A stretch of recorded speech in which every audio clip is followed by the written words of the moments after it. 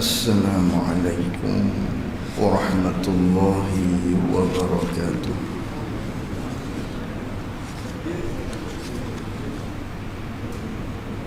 Bismillahirrahmanirrahim.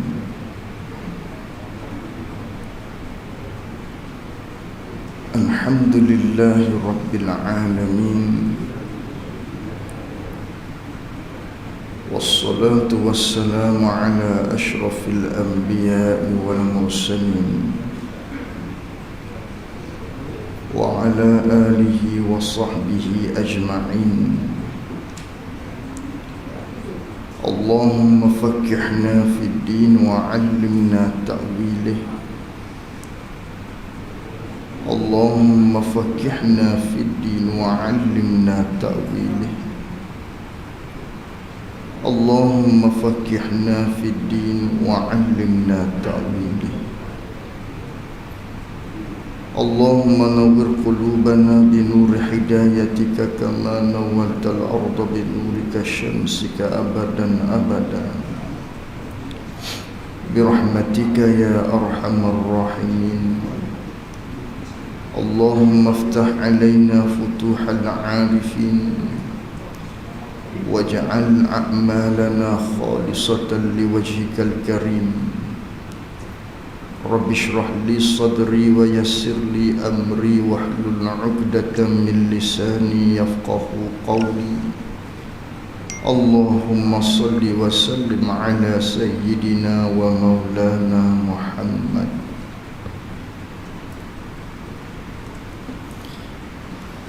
Kitab Tazkirah. Qala al-muallif rahimahullahu ta'ala wa nafa'ana bi'ulumihi wa bi'ulumina fid darain amin.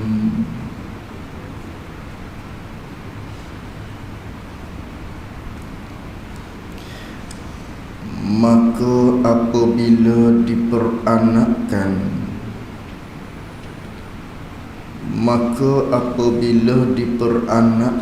kita, yakni oleh ibu kita, maka apabila diperanakkan kita oleh ibu kita, lepas keluar daripada perut ibu itu berteriak dan berjerian yang termaklum. Muka surat berapa? Bertemu tak? Muka surat 10. Muka surat 10. Muka surat halaman yang ke-10. Baik. Kata pengarang rahimahullahu ta'ala, kita masih lagi dalam perbicaraan umur yang kedua, di mana umur yang kedua ini ialah perbicaraan berkaitan dengan umur tatkala kita berada di atas dunia. Umur yang kedua ini ialah umur yang paling penting, yang mana di sinilah yang akan menentukan seseorang itu berjaya pada negeri akhirat ataupun sebaliknya. Maka di umur yang kedua inilah penentunya. Jadi pengarang kita menceritakan kepada kita pada pagi yang berbahagia ini, kita nak sambung di mana penceritaan kisah manusia bermula daripada kita keluar daripada perut ibu kita. Masih lagi kita ni belum besar lagi, belum jadi tua lagi. Sekarang ni pengkisahan berkaitan dengan diri kita tak kala kita keluar daripada perut ibu, di mana kata pengarang rahimahullahu ta'ala, maka apabila diperanakkan kita, lepas keluarnya kita daripada perut ibu kita itu, manakala kita keluar sahaja daripada perut ibu kita tu, kita pada ketika itu berteriak, menangis dan berjerit-jerit. Itu pun samalah dengan makna menangis. Cuma bahasa tu bahasa lorat Faqani ataupun lorat Kelantan. Jadi kita maklumlah, manakala kita keluar sahaja daripada perut ibu kita, sebagaimana kita lihat anak-anak kita, cucu-cucu kita yang baru lahir, maka apa yang terjadi pada ketika itu? Iaitulah kita berteriak, menangis, berjerit, berteriak menangis dengan bunyian-bunyian yang termaklum itulah. Sebagaimana kita tahu bagaimana bunyi menangis, begitulah bunyinya. Dia tak sama bunyi menangis dengan bunyi lembu lapar, dia lain. Suara menangis. Maka itulah kehidupan kita yang pertama. Apabila kita keluar sahaja daripada perut ibu kita ke alam dunia ni, maka kita keluar dalam keadaan kitanya menangis. Dalam keadaan kitanya menangis. Maka tangisan tak kala kita keluar daripada perut ibu kita ni, tangisan kegembiraan daripada orang-orang di sekeliling. Ini tangisan di kita sebagai seorang bayi merupakan tanda kegembiraan kepada orang-orang yang di sekeliling daripada kalangan kita. Tu. Jadi manakala kita keluar dalam keadaan kita menangis ni, maka yang demikian itu, demikian kita menangis tak kala kita keluar daripada perut ibu kita, di umur sehari kita, di umur beberapa jam kita keluar ni, kita menangis, keluar sahaja menangis, maka yang demikian itu ialah daripada sebab, daripada kerana sepoknya syaitan laknatullah. Sepok ni maksudnya kekacauan. Maknanya syaitan tu dia pergi kacau. Dia datang mari cuik, mari nak apa kita panggil, nak cokek kita, mari nak menggeli-gelikan kita. Tu sepok. Maknanya dia datang kacau kita. Tentu ialah di umur mula-mula kita. Jadi syaitan tu datang dah untuk kacau bagi seorang budak-budak tadi. Mari dia nak cuik, dia datang nak cokek kita. Sebab itulah menangis itu. Maka ni merupakan sunnatullah. Memang semua manusia begitu. Sebagaimana Nabi sallallahu alaihi wasallam bersabda, "Ma min mauludin yuladu illa massahu syaitan hina yulad." Nabi sallallahu alaihi wasallam bersabda, tidak adalah seorang daripada anak yang dilahirkan itu melainkan semuanya dikacaukan oleh syaitan. Manakala dikacau itulah anak-anak yang kita lihat, manakala dia keluar sahaja daripada perut ibu, maka dia menangis, dia berjerit, dia menangis, dia berteriak kerana dikacau oleh syaitan. Pada pertama-tama sekali ialah tak kala kita keluar daripada rahim ibu kita. Tak kalau kita keluar daripada perut ibu kita, selalu dah syaitan dia datang untuk kacau. Itu salam perkenalan daripada syaitan laknatullah pada ketika itu. Pada ketika itu. Jadi maka yang demikian itu ialah daripada sebab sepaknya syaitan laknatullah yang tidak selamat, yang tidak sunyilah daripada perkara ini, daripada kekacauan oleh syaitan. sebagai salam perkenalan dia kepada kita, melainkan hak selamatnya ialah Nabi Isa dan ibunya, ibu Nabi Isa yang bernama Maryam alaihi wassalatu wassalam. Sayyidatuna Maryam alaihi wassalam, yang mana ianya tidak dikacau oleh syaitan apabila keluar. Syaitan tak dapat kacau. Nabi Isa, syaitan tidak dapat kacau. Ataupun secara umumnya, tiap-tiap Nabi, tiap-tiap Rasul, syaitan dia tak dapat nak kacau mereka ni. Antaranya Nabi Isa dan juga ibu dia Sayyidatuna Maryam. Hak ni tak dapat kacau. Lain daripada tu semuanya dikacau. Syaitan ni dia datang nak goda dah.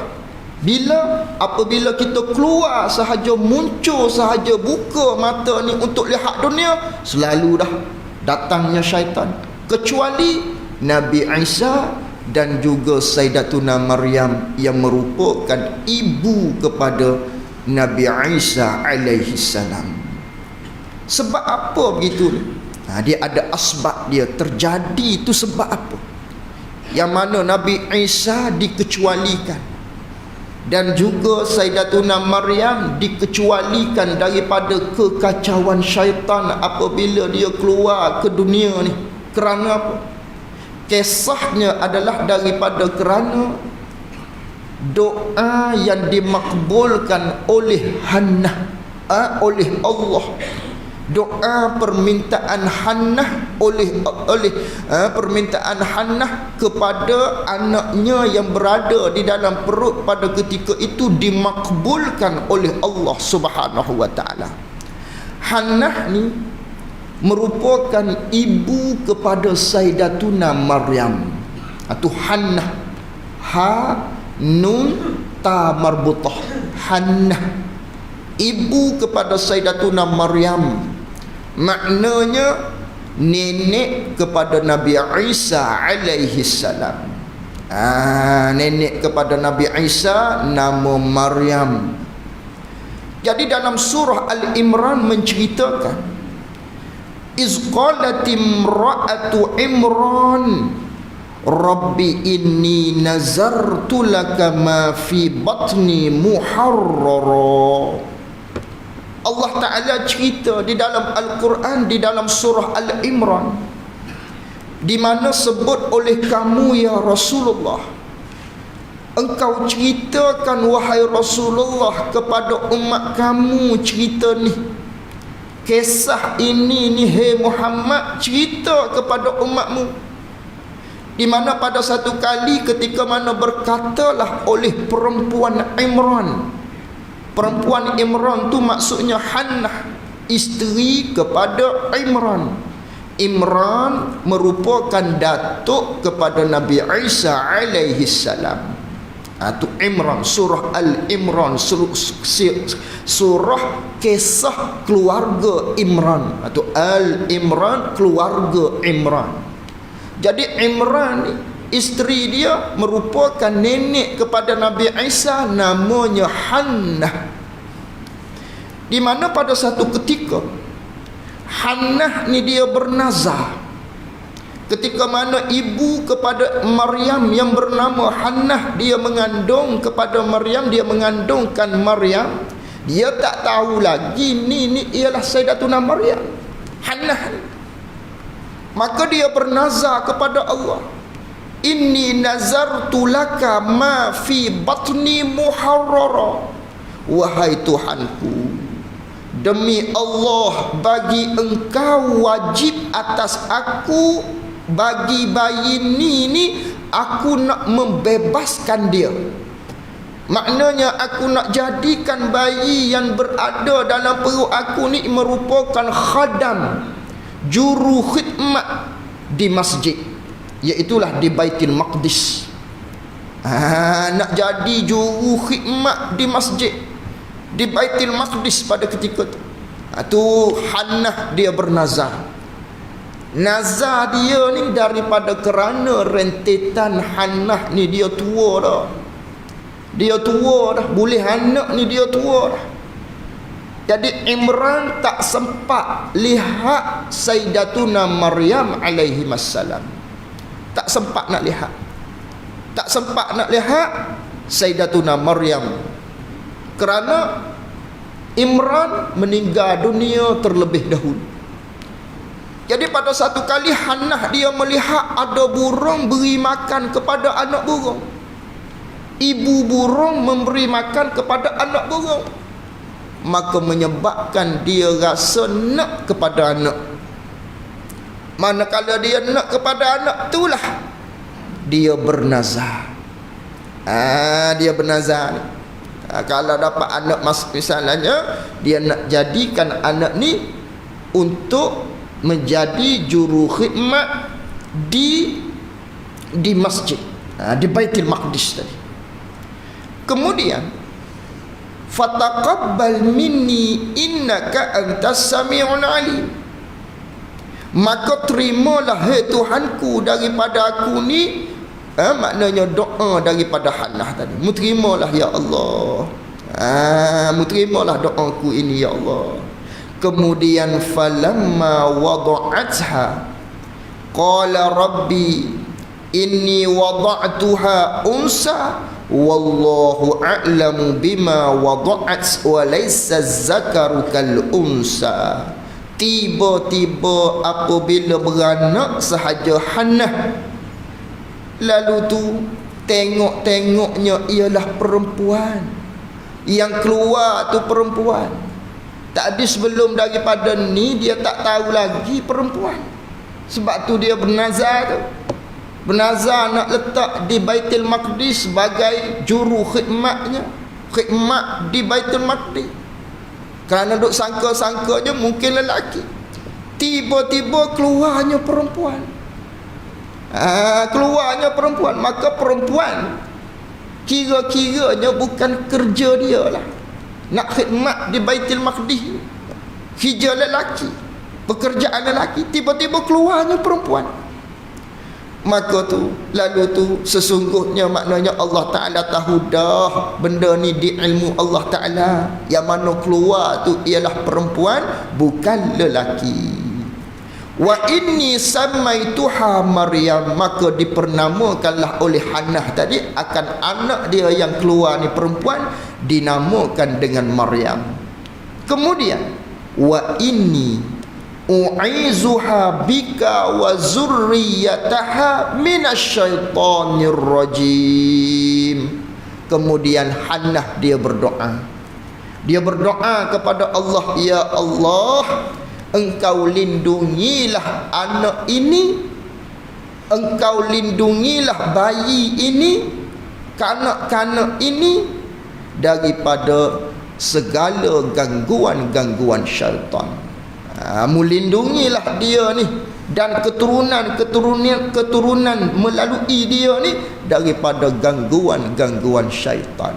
Ni daripada asbab ni, daripada asbab doa Hannah tadilah maknanya dikabulkan oleh Allah Subhanahu wa taala doa Hannah tersebut, yang menyebabkan antara menjadi asbab bahawa Sayyidatuna Maryam, Nabi Isa dan kalau ada keturunan-keturunan dia pada masa-masa yang akan datang tidak akan dikacau, diganggu oleh syaitan-syaitan. Dia Nabi Isa, dia tidak berkahwin waktu dia naik di langit ni, tak berkahwin lagi. Bila dia akan berkahwin?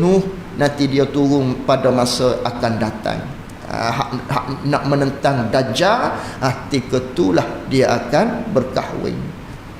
Maka sekira kalau ada anak ketika tu, maka tidak akan diganggu oleh syaitan. Ini keturunan daripada Sayyidatuna Maryam tidak akan diganggu oleh syaitan kerana doa tersebut. Maka kita mengambil berkatlah daripada ayat Quran ni. Apabila lahir sahaja kita lihat cucu kita, anak kita lahir, baca ayat tadi. Wa inni u'izuha bika wa zurriyataha minasyaitonir rajim. Doa daripada Hannah kepada anak dia.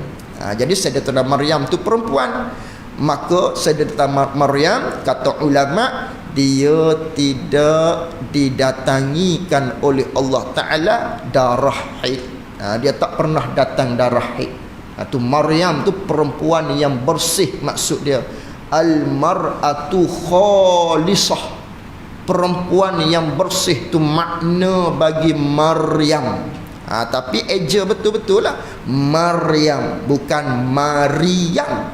Maryam, perempuan yang bersih, yang suci, perempuan ahli ibadah. Itu maksud Maryam. Dia bukan bahasa Arab Maryam tu, dia bahasa itulah bahasa dulu kala.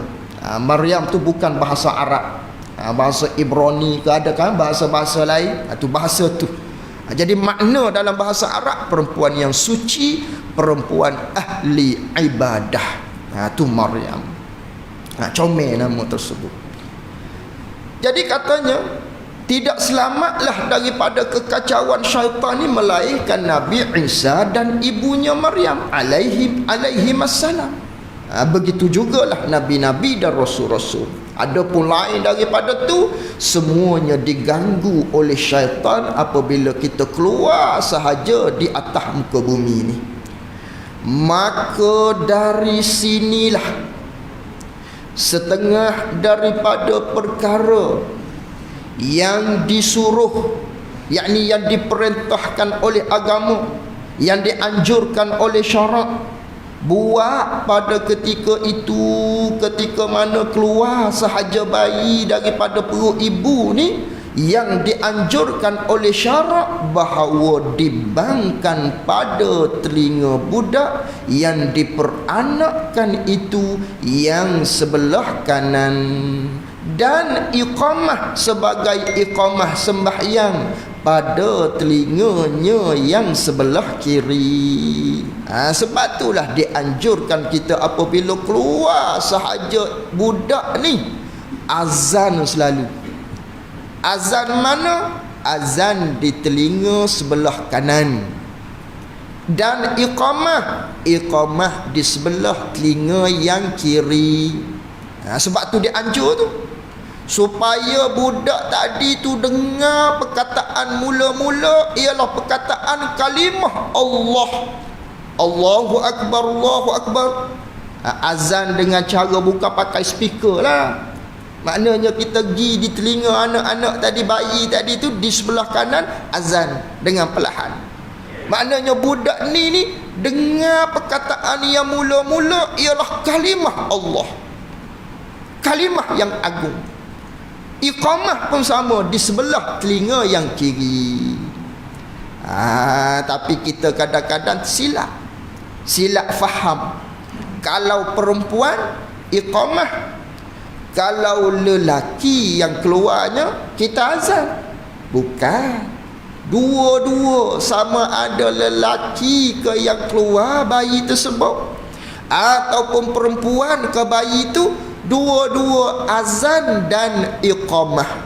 Cuma azan sebelah telinga kanan, yang iqamah ialah sebelah telinga yang kiri. Bukan kata ada bahagi-bahagi, maknanya lelaki azan saja, kalau perempuan iqamah saja. Bukan begitu. Dua-dua, sama ada lelaki atau perempuan, azan dan iqamah. Tu kalau boleh, waktu keluar tu kita sebut dah nama Allah, supaya dia keluar tu dengar nama Allah mula-mula, jangan perkataan-perkataan yang lain. Tu seboleh-bolehnya begitu. Maka kerana itu, nak masa yang sekira-kira paling cepat, ambil budak tadi, azan selalu di telinga kanan dan iqamah di telinga kiri. Paling masa yang cepat, secepat-cepat masa yang kita dapat. Ni nak kepada hak swasta ni. Kalau hak di hospital ni dia payahlah. Dia pegang, dia tak bagi lagi, dia dia ambil anak kita, dia bawa pergi bersihkan dan sebagainya. Tapi kalau hak jenis berbayar ni, dia mudah sedikit kita nak minta. Nak bayi dulu, nak azan dulu, dia mudah sedikit. Tapi begitulah. Makna katanya sedaya upaya kita biar secepat mungkin dia dengar perkataan mula-mula ialah kalimah Allah. Tu azan telinga kanan dan iqamah pada telinga kiri. Supaya apa tu diazankan, dibang-bang tu maknanya azan, dan diiqamah. Cuma kalau waktu subuh tak adalah as-salatu khairum minan naum, as-salatu khairum minan naum. Tak adalah hak tu di telinga budak. Tetap azan seperti biasalah. Tetap azan seperti biasa. Supaya apa diazankan tadi? Supaya selalu budak itu, budak hak mana-mana keluar ni, mendengarkan kalimah tauhid. Supaya mula-mula yang dia dengar ialah kalimah Allah. Tu kita kena buatlah kepada anak kita, kena buat pada cucu-cucu kita, pesan kepada dia ni muazzan dan juga iqamah. Kemudian bacalah ayat-ayat yang lain, antaranya ayat yang wajar untuk kita baca, iaitulah surah kursi, ayat kursi, 4 kul. Jangan kita lupa baca di bayi tadi 4 kul. Qul huwallahu ahad, qul a'udzu birabbil falaq, qul a'udzu birabbin nas, qul ya ayyuhal kafirun, 4 kul. Ayat kursi. Lagi pula inna anzalnahu fi lailatul qadr, yang mana baca 3 kali di telinga kanan. Ini mudah-mudahan anak ni tidak terjebak dengan zina. Itu kelebihan. Baca di telinga kanan 3 kali surah Al-Qadr, inna anzalnahu fi lailatul qadr, hingga akhir baca 3 kali. Mudah-mudahan anak ni tidak terjebak kepada zina pada masa yang akan datang. Tu di antara kelebihan baca 3 kul tadi, menjaga iman bagi budak tu. Apa daya sekalipun iman dia tidak akan terucut. Tu kelebihan. Sebab tu kena baca. Kena tahu sedikit sebanyak tata cara kita nak sambut bayi kelahiran ni macam mana. Baca surah-surah tadi. Baca al-insyirah.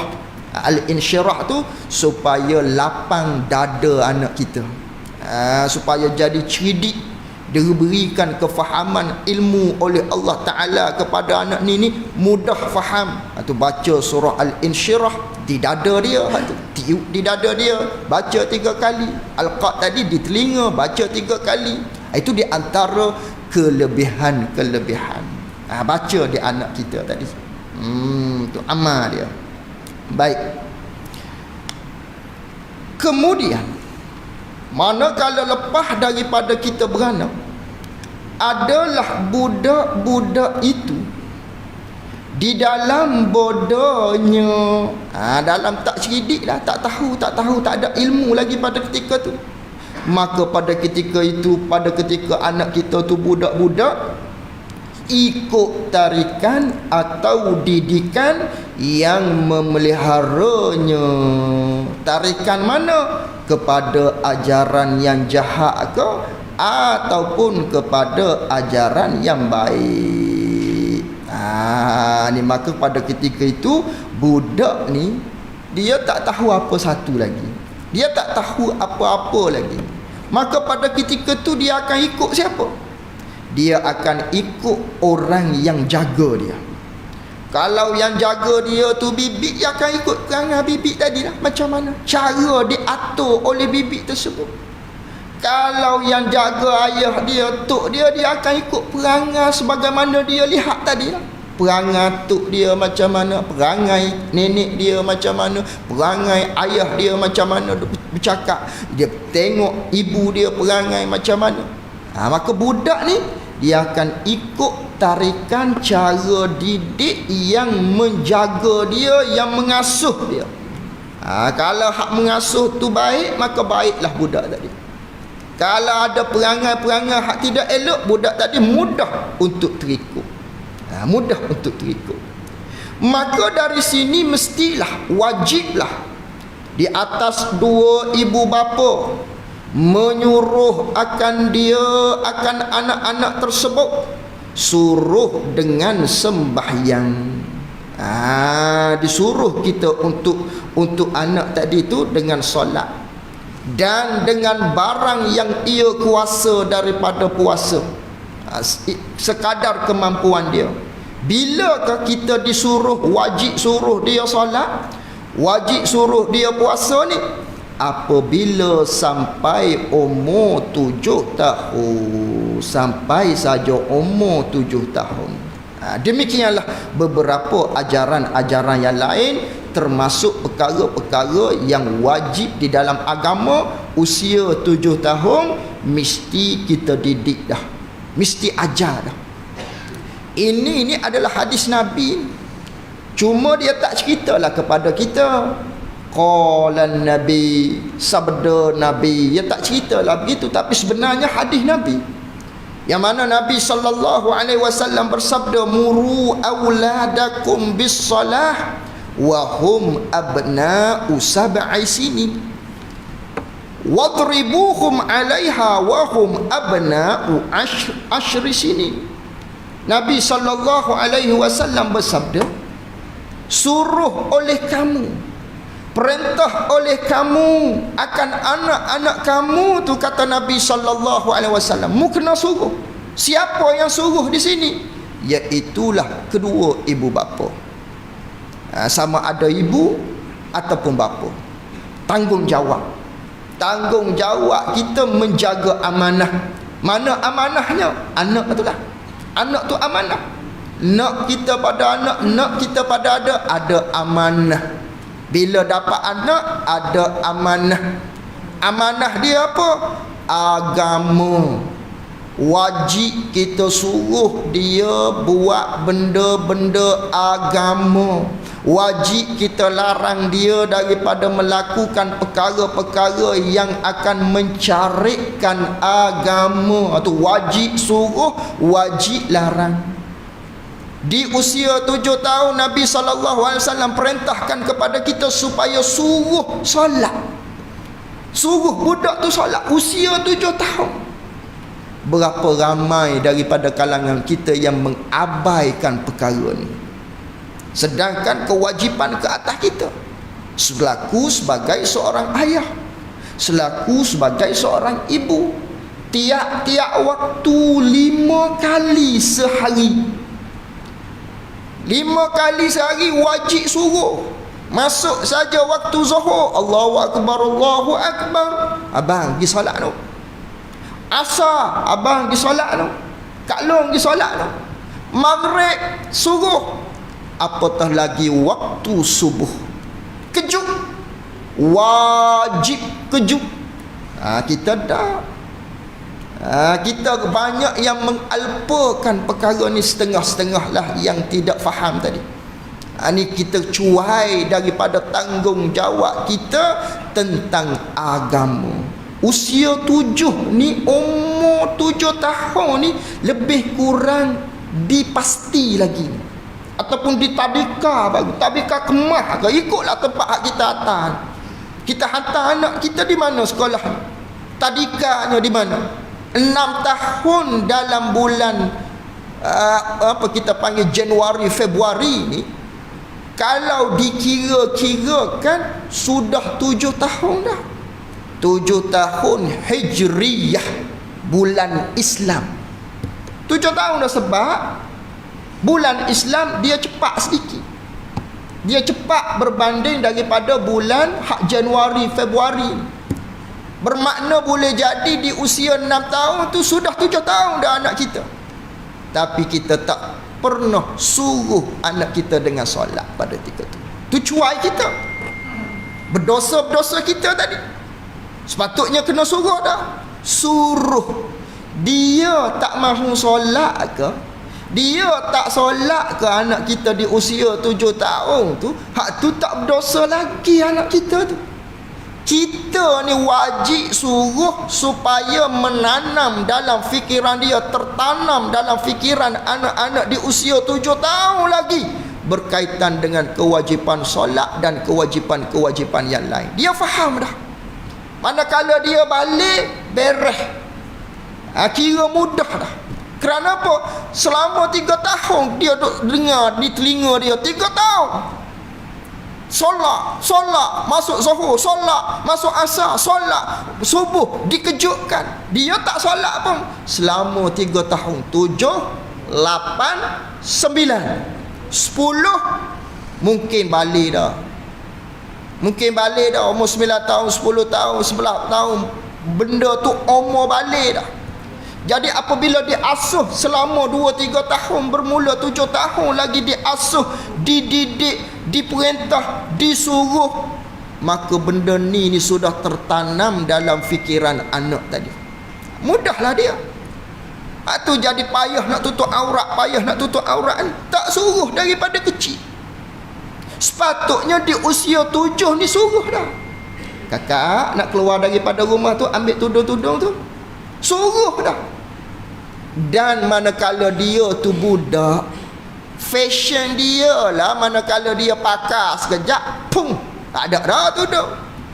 Naik atas kereta je, pung, hilang dah tudung.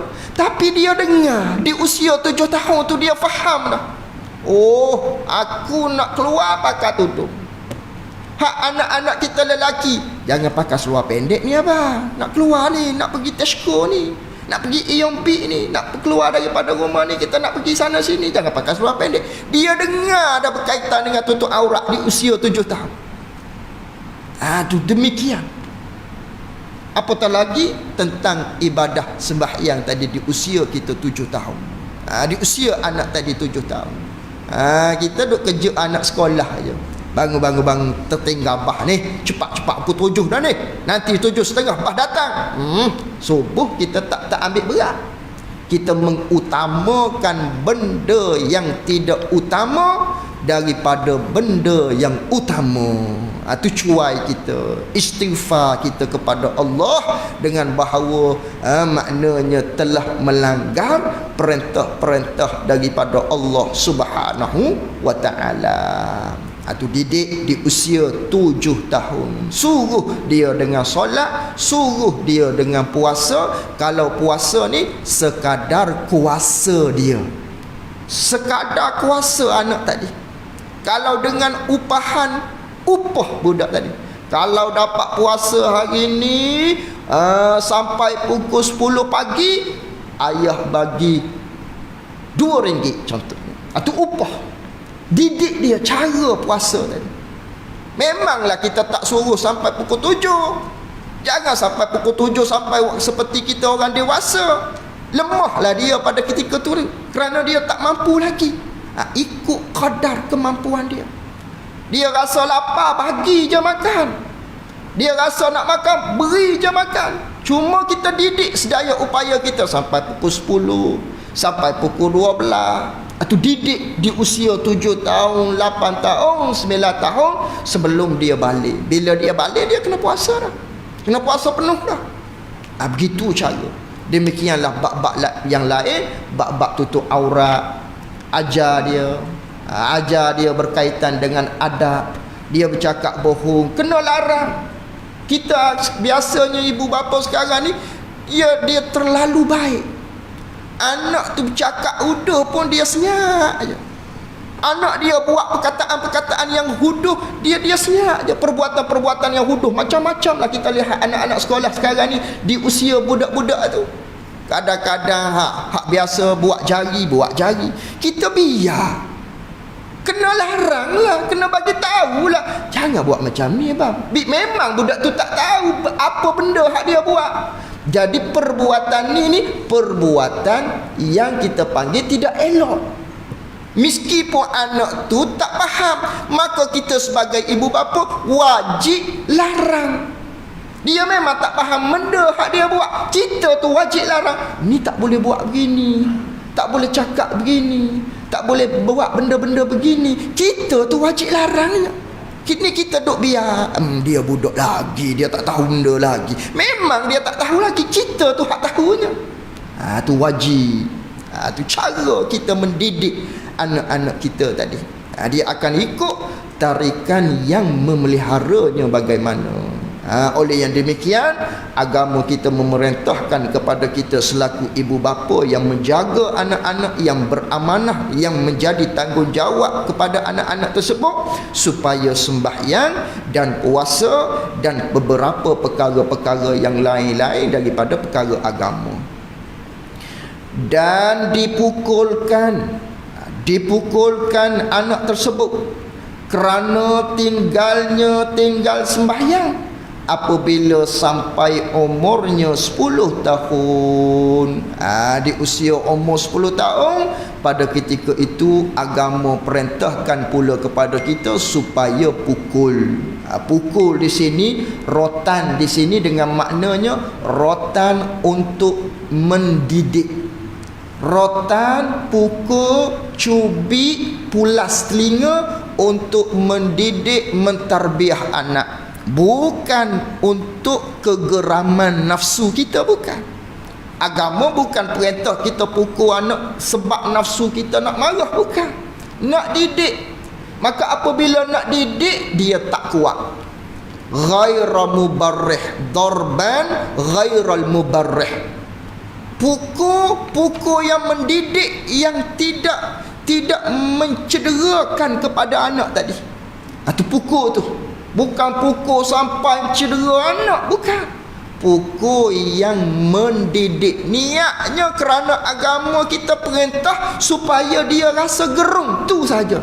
Nak suruh dia rasa gerung, tinggal solat, tak tutup aurat, tak puasa, bergaul bebas. Contohnya kita marah, apabila marah dia tak layan, kita pukul sedikit.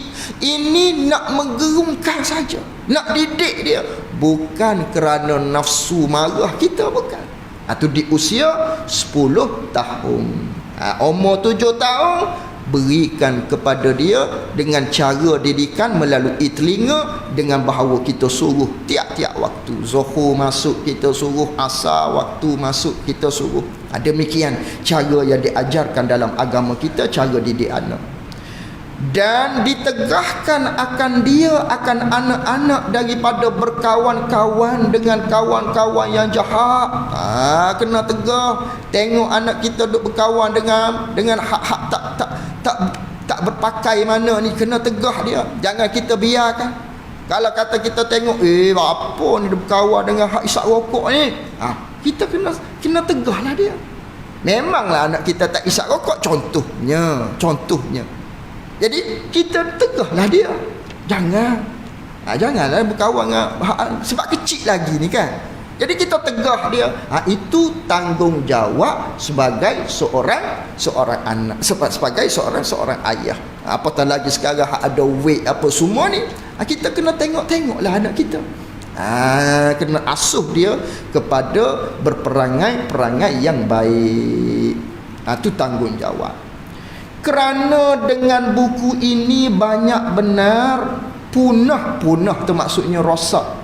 Ramai sangat yang rosak orang-orang yang nampak nak jadi baik apabila berkawan dengan kawan-kawan yang jahat, pada budak-budak, ataupun dia berkawan dengan yang tua-tua yang tidak sebaya dengan dia, sebagai tua yang tidak menggunakan cermin akal yang Tuhan beri itu kepada menyuluhkan jalan yang selamat pada sebelah hadapan pada beberapa masa dan beberapa tempat lagi yang mesti dilakukan dengan tidak wawih, dengan tidak syak lagi. Jadi jangan kita biarkan. Jangan biarkan anak-anak kita berkawan dengan rakan-rakan sebaya dia, ataupun dengan rakan-rakan yang lebih tua daripada dia, yang mana rakan-rakan yang tua daripada dia ni yang tidak menggunakan akal, untuk mencerminkan perkara-perkara yang dihadapan untuk keselamatan di akhirat. Jadi berkawan dengan kawan-kawan hak tidak cerminkan akal dia untuk keselamatan di akhirat, dengan maknanya kawan tadi tu kawan-kawan yang tidak elok lah. Maka pada ketika itu wajib kita sebagai orang tua untuk menegahkan anak kita daripada berkawan dengan kawan-kawan tersebut. Kerana apa? Kerana apabila berkawan dengan kawan-kawan yang demikian, anak kita akan terikut-ikut perangai yang sama. Perangai yang sama. Nabi cerita lama dah. Nabi SAW bersabda di dalam hadis apa dia?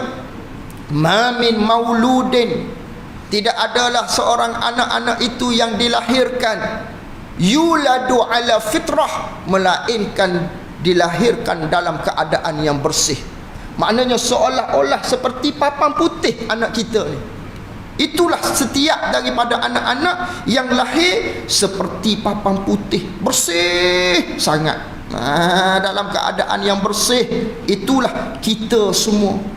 Lalu tu kata Nabi SAW, fa'abawahu yuhawwidanihi, ibu bapalah yang mencorakkan. Ibu bapalah yang mencorak. Sama ada dia didik tu ke arah menjadi Yahudi, ataupun ke arah menjadi Majusi, ataupun ke arah menjadi Nasrani, ibu bapalah yang mendidik.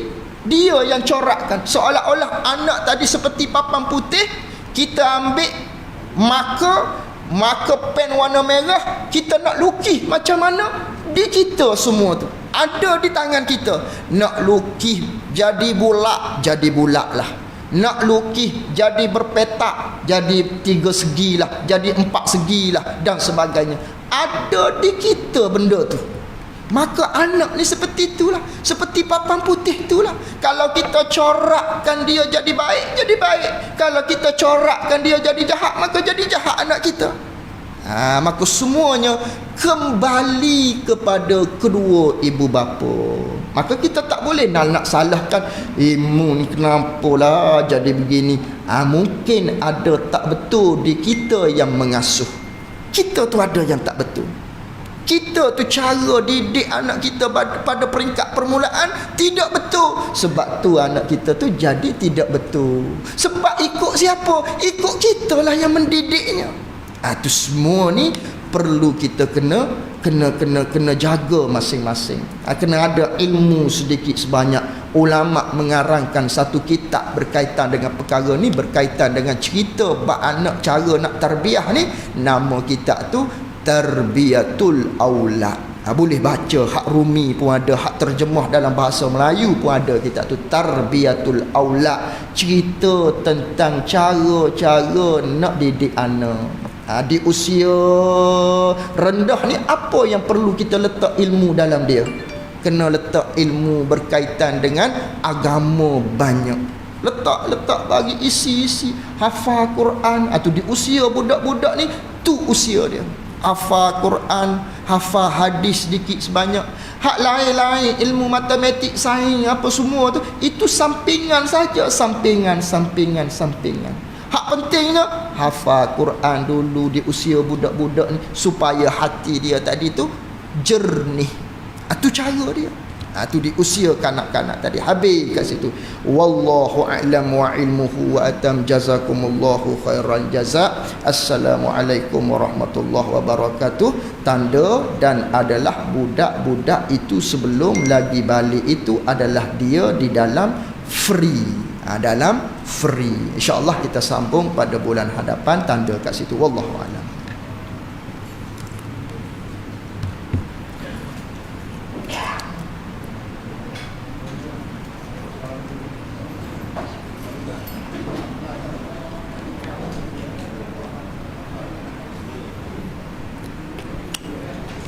This